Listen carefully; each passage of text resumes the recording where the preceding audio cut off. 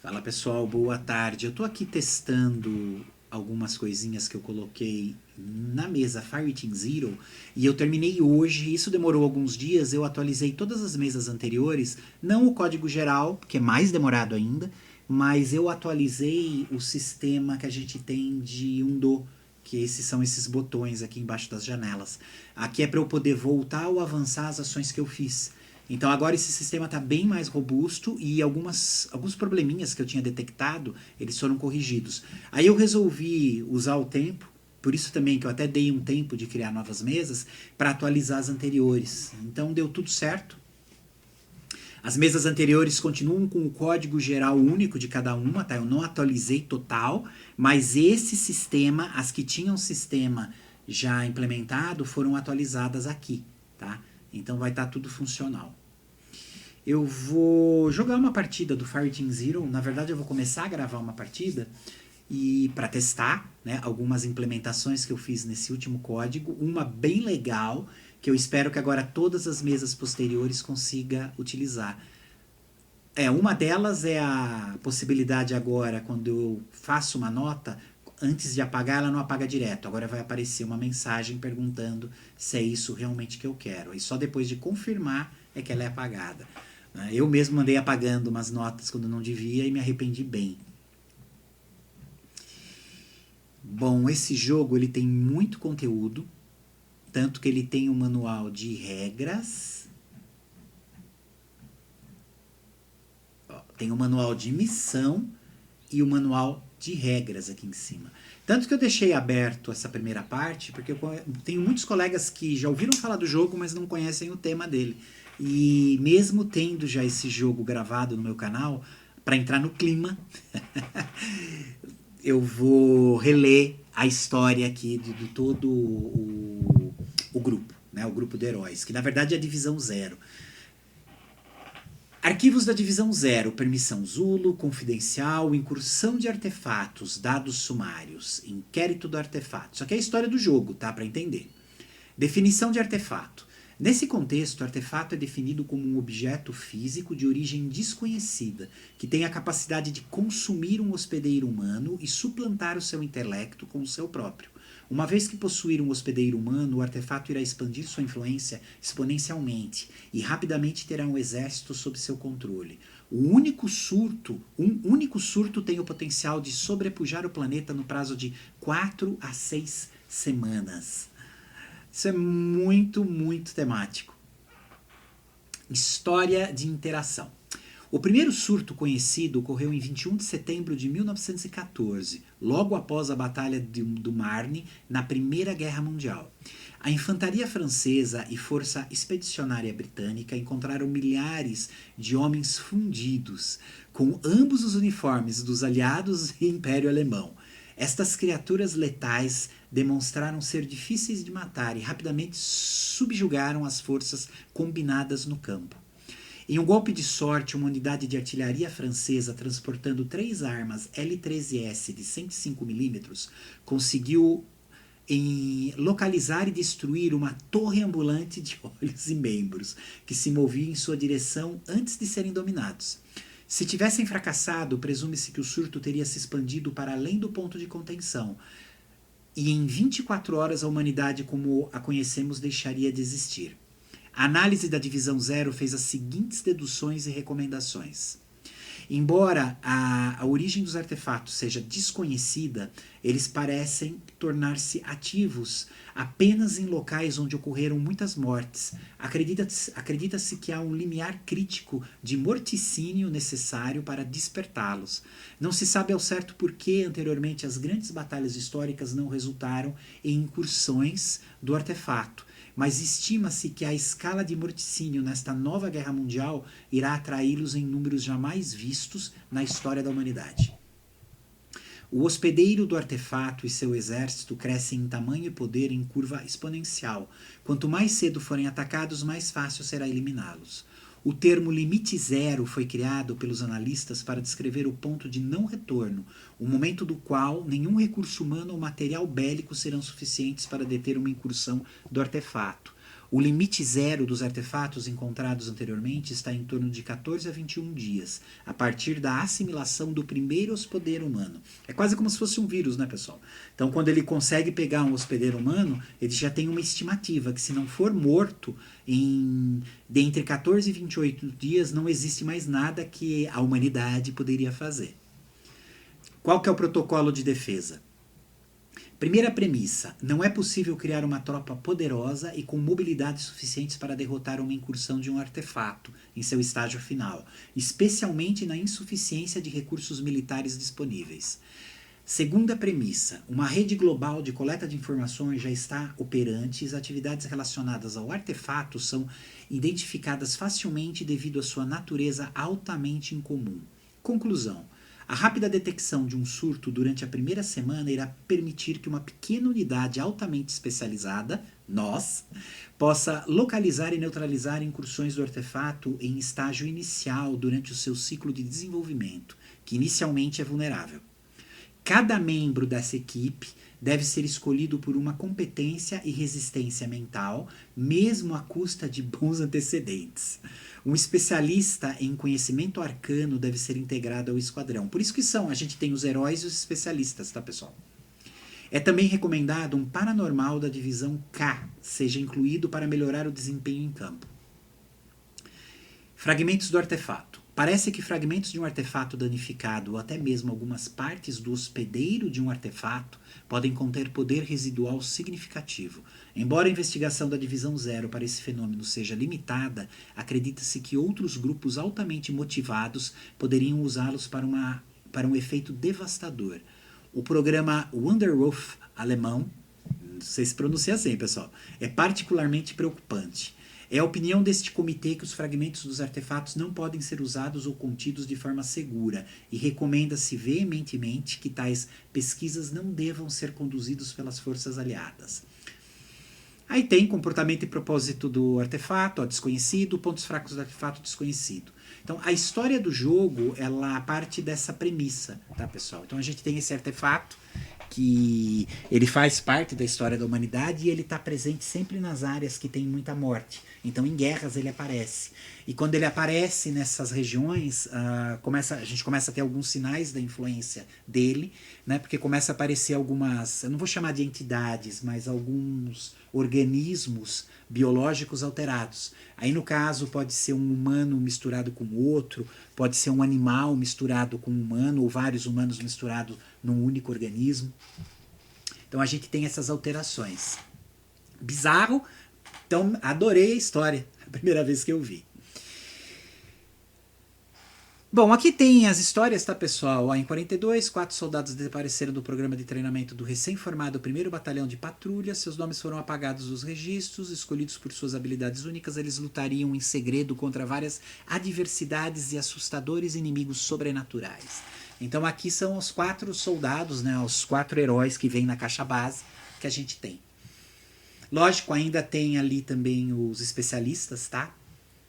Que a gente vai usar. Aqui tem a explicação certinha, tá, pessoal? Como vai fazer a montagem. Na verdade, aqui não explica a montagem em si, mas ele dá uma boa explicação de como o jogo funciona no geral. A gente tem esse manual e a gente tem o manual que é o guia de missão de campo. É aqui propriamente o guia das missões. As missões, elas são divididas em atos, seria como fases. Então, cada missão às vezes tem 2, 3, 4 atos para serem feitos. O que eu vou fazer aqui é preparar o primeiro, que na verdade eu deixei já um setup montado para ele.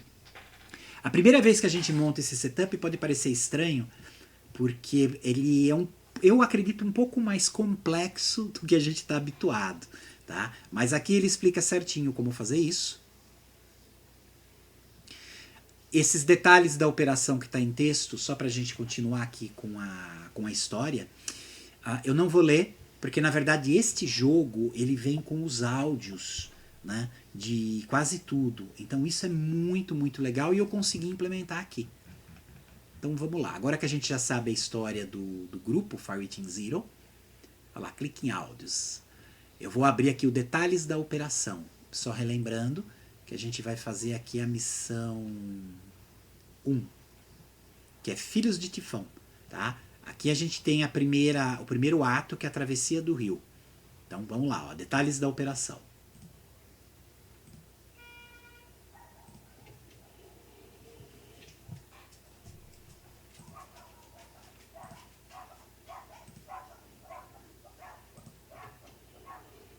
Segue o relatório da Operação Filhos de Tifão. 9 de julho, 15h30. O tenente Marcos Tamber retornou à nossa base após o seu planador Horsa não ter alcançado seu objetivo, a ponte de Ponte Grande, que atravessa o rio Anapo, na Itália.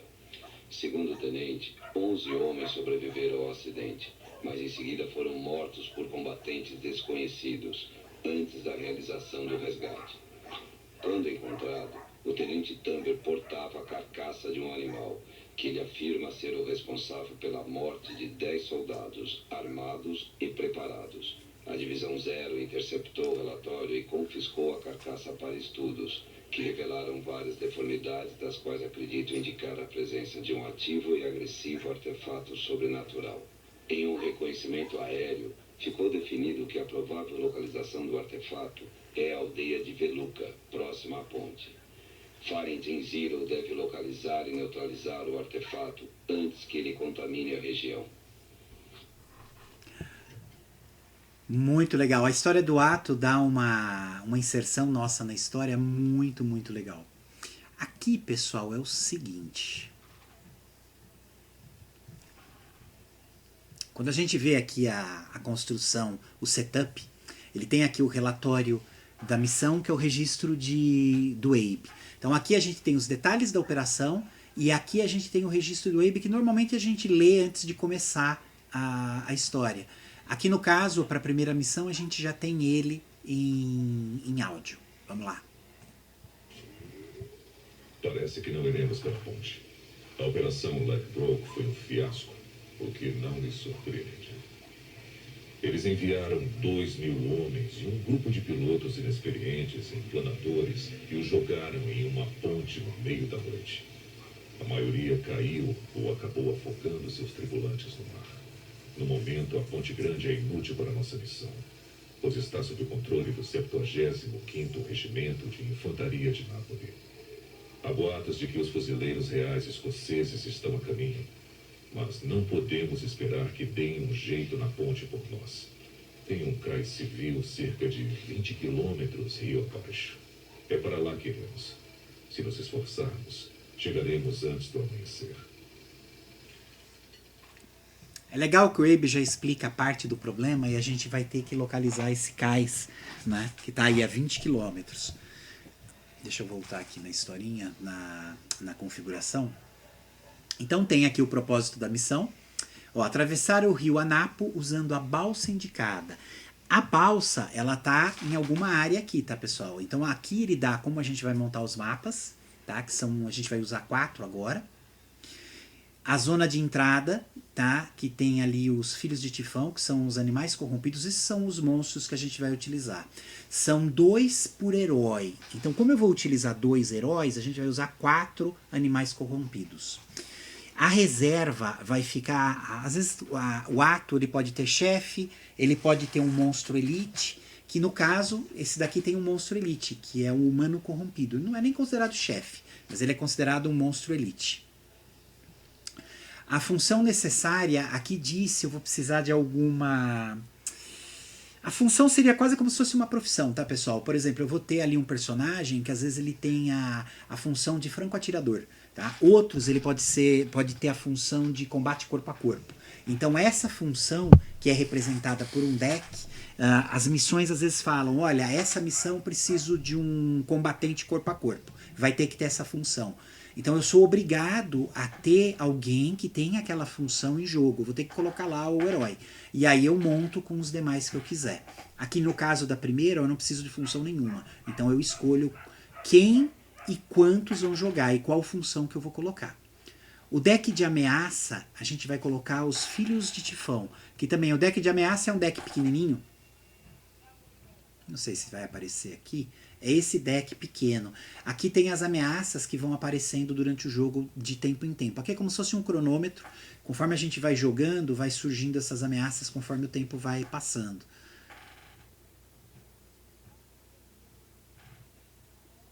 Os objetivos de missão, que na verdade são 2 cartas, tá? Aqui no caso é uma carta que a gente tem, ó. Na verdade, são os objetivos, verdade. Os objetivos é reparar a balsa, que ela vai estar em alguma área, e adquirir amostras dos espécimes. Isso aqui são 2 cartas, tá? Porque a gente tem um deck de objetivos. A gente pega e lê para ver do que se trata. O deck de reconhecimento, a gente vai usar 2 cartas de descoberta. Então a gente tem várias cartas que são de eventos, tá? Eventos aleatórios que acontecem. Que no caso aqui eles estão pedindo para montar esse deck com 10 cartas de eventos e mais essas 2 cartas de descoberta. Na verdade a gente vai formar um deck de reconhecimento com essas daqui. Bom, cada jogador recebe uma carta de foco para essa missão. Foco é como se fosse uma habilidade passiva que a gente sempre vai ter e a gente escolhe de um pequeno deck que cada função tem. Então, no caso, depois que eu escolher as funções que eu vou... Os jogadores, né, os heróis, as suas funções, eu posso escolher também de todas as habilidades que eles têm, um foco. E aí eu coloco em jogo. Bom, basicamente é isso. Isso aqui tem um relatório de pós-ação que a gente só lê ou toca, porque ele também tem áudio, quando a gente completa a missão. Bom, então basicamente, pessoal, vai ser isso. Deixa eu ver se tem mais alguma coisa. Aparentemente não. O setup do jogo eu poderia fazer manualmente, que seria colocar aquelas 4 cartas formando o mapa. Que está aqui, ó. Com esse desenho exato, poderia pegar todos os componentes, preparar os decks. Mas para facilitar, pelo menos nesse primeiro, eu já deixei tudo pré-montado num setup automático. Isso facilita bastante. Legal dessas mesas virtuais é isso, né? A gente pode se dar ao luxo de preparar. Aqui, pessoal, eu já deixei preparado com esses marcadores de entrada. Eles já se misturam, né? Embaralham quando a gente carrega com o botão setup. Então aqui eles já estão embaralhados. Nem precisaria, porque aqui é o marcador de saída, tá? Ele também já está posicionado onde eles pedem. Lembra? Ele tá aqui, ó. Olha lá. Aqui vai um marcador de saída, exatamente nessa área. Aqui é o início, não precisa de marcador, que é onde a gente vai colocar as miniaturas dos heróis. Aqui eu travei eles também, para não ter problema de tirá-los. Lembrem que ele é dupla face, então toda vez que a gente explora uma área, área são essas localidades de terreno, e setor vai ser o tile inteiro. Então, esta área pertence a esse setor, a esse tile. Eu tentei deixar uma ajuda rápida copiada do manual aqui do lado.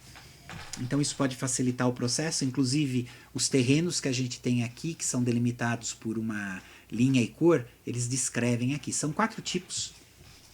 Então, é relativamente fácil de lembrar deles. Se bem que são bem temáticos aqui também, só olhando já dá para perceber. A gente usa normalmente 8 dados, eu já deixei os 8 aqui, né, que são os dados de ação, e tem esse dado daqui, que é o dado de... eu esqueci o nome. Esses jogos eles vão colocando nomes específicos, e às vezes a gente se atrapalha, né? É dado de ativação, isso. Esse é um dado de ativação que eu tô com o hábito de deixar aqui no meio agora, tá, pessoal? Acho que facilita bastante. Eu vou até travar ele. Deixa eu ver se eu consigo aqui. Não, não consigo travar. Travar e destravar do fundo da mesa. Pronto. Que aí ele não se mexe mais. Ó. Esse dado eu vou utilizar na ativação de cada monstro. Então, quando eu for ativar, a gente utiliza ele. Então, já vou deixar ele para cá. Os outros eu vou deixar aqui, que a gente vai utilizar tanto para os monstros quanto para a gente. A gente pega as cartas dos monstros, tá? Tem aqui a carta com os status do animal corrompido, né? Que são os servos. E a gente tem aqui do humano corrompido, que seria o monstro elite. A gente não vai enfrentar um chefe, mas a gente enfrenta ele, dependendo do caso. Ele pode aparecer. Aqui tem a quantidade de vida que eles têm. Ó. O animal corrompido tem 2, o humano corrompido tem 6. Esses primeiros números que a gente tem aqui, só para relembrar, tá? Então, o nome, aqui o tipo de monstro, quantidade de vida, aqui a quantidade de defesa que ele tem. Então, se a gente atacar esse animal corrompido, ele vai absorver um determinado número dos ataques. E aí vai depender, se for um ataque corpo a corpo, ele absorve 1, e aí sim eu começo a subtrair da vida. Se for ataque com esse símbolo de munição, ele absorve 1 e o restante ele toma aqui na vida. Se for de explosivo, ele não absorve nada e vem direto para cá. Isso aqui parece complicado, mas não é, tá, pessoal? É porque a gente tem tipos de ataque que a gente pode fazer dependendo das cartas que a gente usa. Tá? Isso daqui a gente usa um deck de cartas na mão, né, para controlar as ações do jogo. Então é bem, bem interessante. Aqui a quantidade de movimento que ele faz quando ele anda. Ele pode andar 2 áreas. Ele ignora os status de terreno, então é sempre 2 espaços.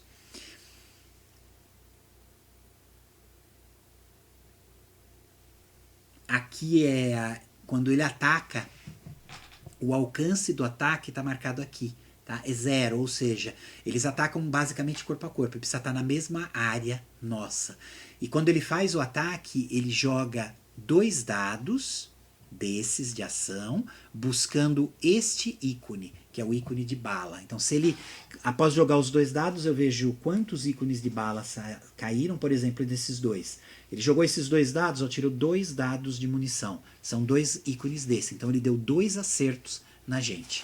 Aí a gente tira 2 cartas da nossa mão. As nossas cartas também são a quantidade de vida que a gente tem.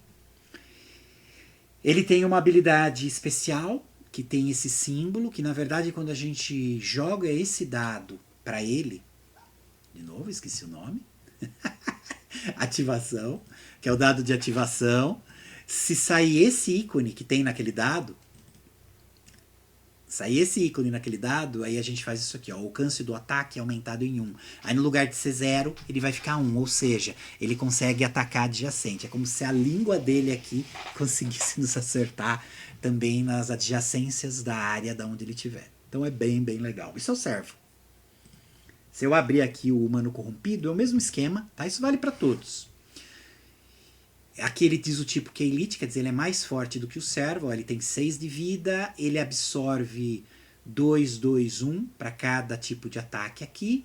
Ele anda 1, ele é lento. Ele só anda 1 quando ele é ativado, então é uma área. Quando ele ataca, ele pode atacar até um espaço de distância, né? Então é uma área, ele ataca nele e áreas adjacentes, e ele utiliza 2 dados quando joga o ataque e busca esses ícones aqui de mão, né? Que seria o corpo a corpo. O ataque, se por acaso quando a gente rola esse dado para ele, se sair esse ícone, ele ganha isso daqui naquele ataque. O ataque inflige 1 dano bônus, ou seja, ele tem 1 dano a mais que a gente absorve. Ele tem uma característica também, até esqueci de falar isso do servo, mas olha só, seus ataques afetam todos os heróis no local do alvo. Então, quando ele ataca, todos naquela área são influenciados por isso daqui, pelo ataque. O servo, ele tem a decomposição explosiva, tá? Isso é uma característica dele. Ó, se for morto por ataques de projétil, ou seja, se a gente atacar ele usando as cartas que tem esse ícone de projétil, ou seja, a gente está atirando nele, não é corpo a corpo, ele explode, né? Se for projétil ou explosivo, que é esse daqui. Todos os heróis no local sofrem 1 de dano indefensável. Né? Porque ele tem essa capacidade, ele se decompõe explodindo. Muito, muito temático. Bom, pessoal, eu deixei os monstros aqui nessa área. Não precisaria desse fundo, mas como eu tenho, eu uso. Então ficam os 4. Toda vez que a gente mata um monstro, um servo, normalmente eles voltam aqui para essa ordem de ativação. Tem os valores. Então quando a gente estiver na parte que eles voltam, a gente simplesmente vai pegando de cada área, rolando o dado aqui, que é o D12, e vai reposicionando nas áreas de entrada que estão com esses marcadores. O humano corrompido eu já deixei aqui na reserva, que ele pode aparecer ou não, né? Então ele fica ali guardadinho. Aqui eu tenho a trilha de ameaça, eu posso ter até 4 ameaças na aventura. O deck está todo aqui, já foi embaralhado quando eu clico lá no setup, então cliquei, isso daqui é sempre diferente. Eu tenho um marcador aqui, que ele já começa no 1, aí cada fase a gente vai subindo e toda vez que esse marcador entra nessas áreas, a gente compra uma ameaça, posiciona aqui, e aí ela vai ficar ativa para o restante do jogo.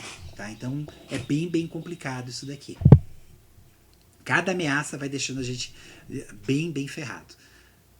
Bom, eu já deixei eu escolhi esses 2 heróis, que é o que eu gosto de jogar, que é o Rato Decatur.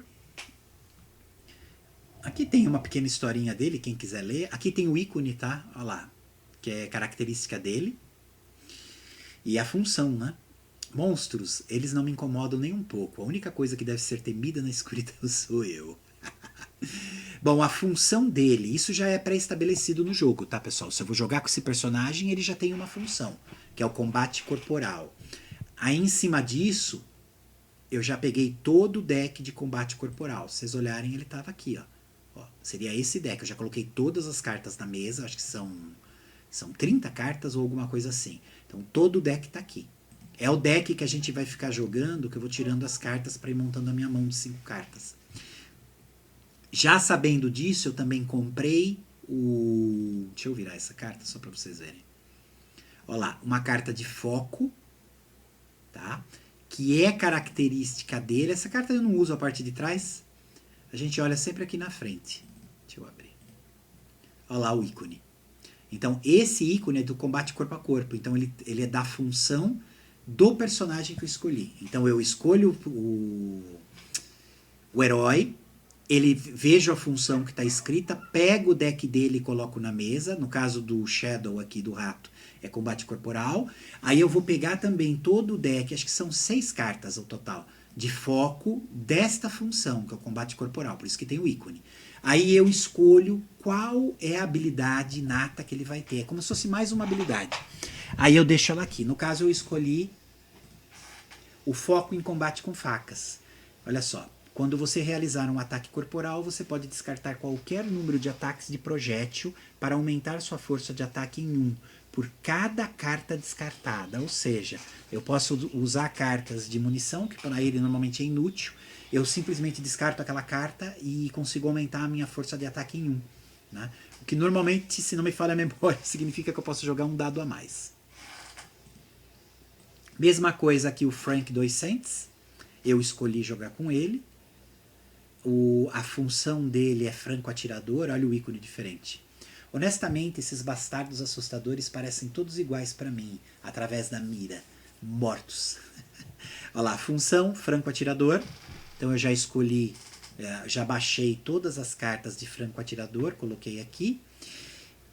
Aqui diz a arma favorita dele, ó, habilidades táticas, zona de morte e cólera de Deus. Isso aqui não vai ter muita utilidade agora, porque essas cartas só são descritivas, mas a gente vai utilizar aqui.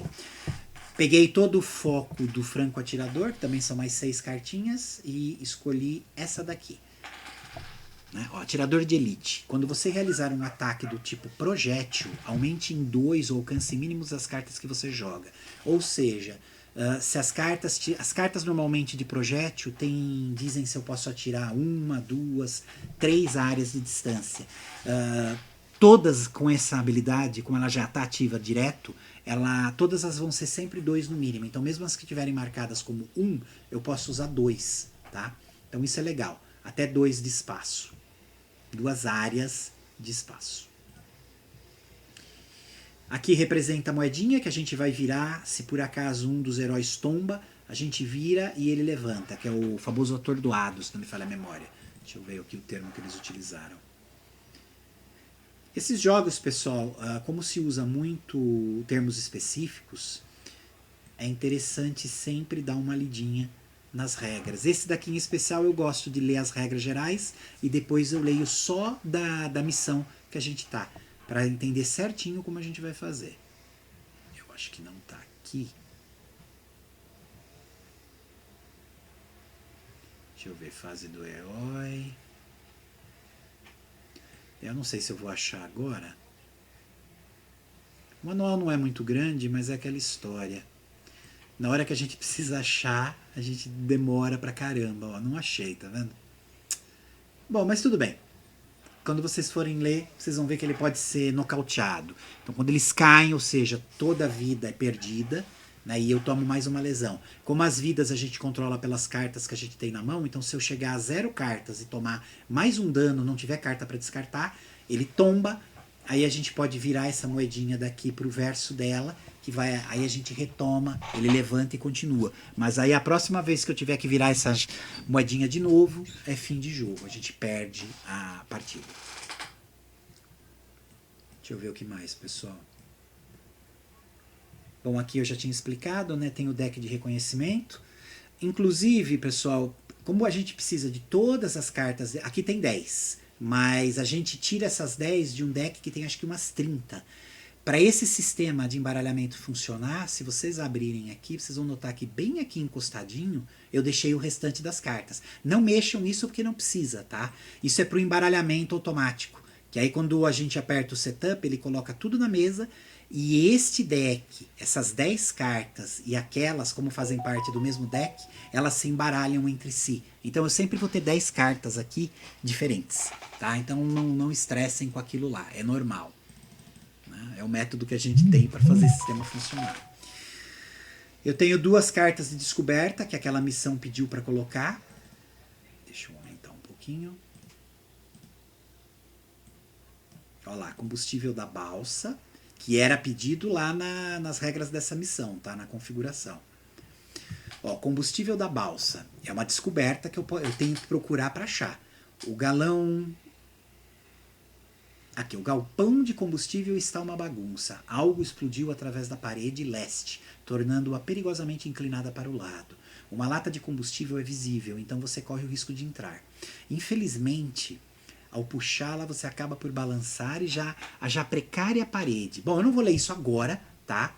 Porque isso a gente só lê quando pega a carta.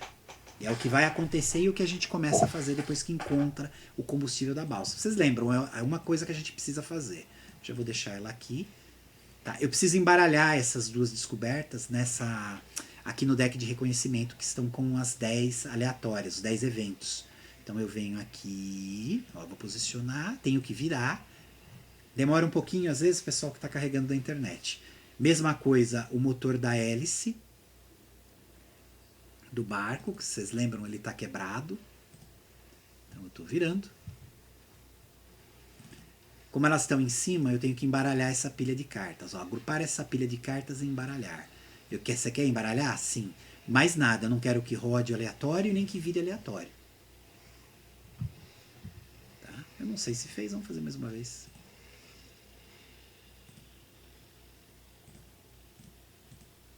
Agora fez. Eu coloquei os efeitos visuais pra gente ter certeza, tá, pessoal? Então, na dúvida, repete de novo. Olha lá, eu acabei de embaralhar, então tá tudo embaralhado. As 2 cartas de objetivo que são pedidas também estão aqui travadas, que é adquirir amostras de espécimes e o reparar a balsa. Aqui dão as instruções, ó.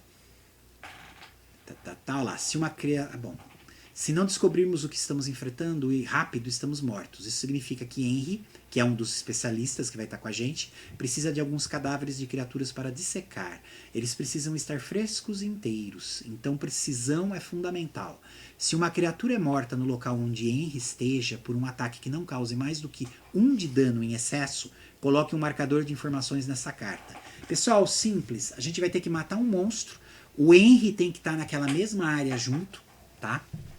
E a partir do ponto que ele tá junto, aquele monstro morreu com no máximo 1 dano extra, ou seja, acertei ele com 3, ele tinha 2 de vida, foi 1 extra, né? Teve uma diferença de 1, 3 e 2 era para matar ele, que era a quantidade de vida. Aquela carcaça é útil. Se eu matar ele, por exemplo, com 8 e ele tem 2 de vida, ó, 8, 2 eu matei, 8, foi 6 em excesso. Então eu destruí aquela carcaça. Eu não consigo ganhar o marcador. Os marcadores a gente coloca aqui, que são esses aqui, tá? Tem aqui na área de marcadores. Eu deixei todos juntos pra gente pegar. Marcadores de entrar aqui, ó, componentes. Se vocês olharem, ó, tem os componentes aqui, é só pegar. Aí a gente vai colocando. Aqui eu preciso de 3, Precisa fazer isso, preciso de 3 carcaças. E o reparar a balsa... Olha só, precisamos atravessar o rio, mas a balsa não vai a lugar nenhum do jeito que está. Alguém devia estar arrumando ela quando as coisas viraram um inferno, porque a hélice está faltando. E se isso não fosse suficiente, o tanque de gasolina está totalmente vazio. Então, a gente precisa da hélice, tá? E do tanque de combustível. A gente precisa dessas duas coisas aqui. Então, tanque de gasolina que a gente vai ter que achar. E a... É a hélice, né? Que a gente precisa também. Tá. Eu já distribuí 5 cartas para cada um, que é o deck à mão, né? Aqui tá solto, tá, pessoal? Então cuidado, que às vezes a gente pega, ela vai correr aqui na mesa. Eu vou virar as cartas. Já vou deixar tudo pronto.